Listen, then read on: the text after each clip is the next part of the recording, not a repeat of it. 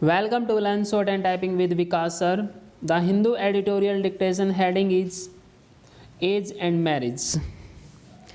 जैसे कि आप लोग सब जानते हैं कि जो लड़कियों की एज है, गर्ल्स की जो एज है 18, मैरिज की जो एज है वो 18 से बढ़ाकर 21 कर दी गई है, किसी भी रिलीजन से हो। हेडिंग देखते हैं, उसी को अकॉर्डिंग ये हमारा आर्टिकल है आज का। Focus must be on creating social awareness. हमें फोकस करना चाहिए सोशल अवेयरनेस पैदा करने के लिए अबाउट वीमेंस के लिए, रिप्रोडक्टिव हेल्थ एंड राइट, उसके हेल्थ के लिए एंड उसके राइट्स के लिए। हम इसको 100 वर्ड पर मिनट की स्पीड पे डिक्टेशन करेंगे। Be ready, start. Good intent does not guarantee favourable outcomes. Cohesive laws without wide societal support often fail to deliver when their statement of objects and reasons aims for the larger public good. Within days of the Union Cabinet approving a proposal to raise the age of marriage for women from 18 to 21 years, the same age as for men, the government listed it for legislative business in Parliament this week. It passed various personal and faith-based laws which govern marriages in India now, including the Hindu Marriage Act 1955, the Special Marriage Act 1954, and the Prohibition of Child Marriage Act 2006 will have to be amended.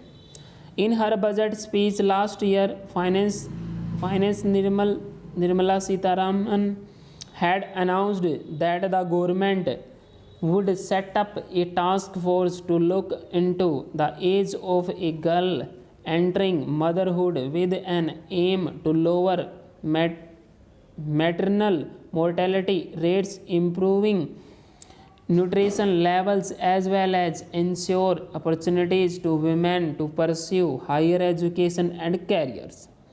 With these targets in mind, a panel headed by former Samata Party Chief Jaya Jetli was set up in June last year. The panel submitted its report into the December 2020.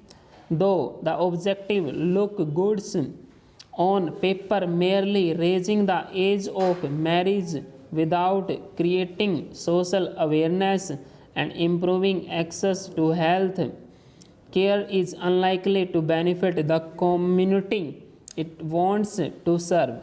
Young women not yet financially independent who are unable to exercise their rights and freedom while still under the yoke of familial and societal pressures. According to Mrs. Jetli, raising the age of marriage is one of its recommendations, which include a strong companion to reform patriarchal mindsets and improved access to education. As per the National Family Health Survey 1921, 23.3% of women aged 20-24 years married before 18, which shows that the Prohibition of Child Marriage Act 2006 has not been wholly successful in preventing child marriages, especially among the poor. Women's rights activists point that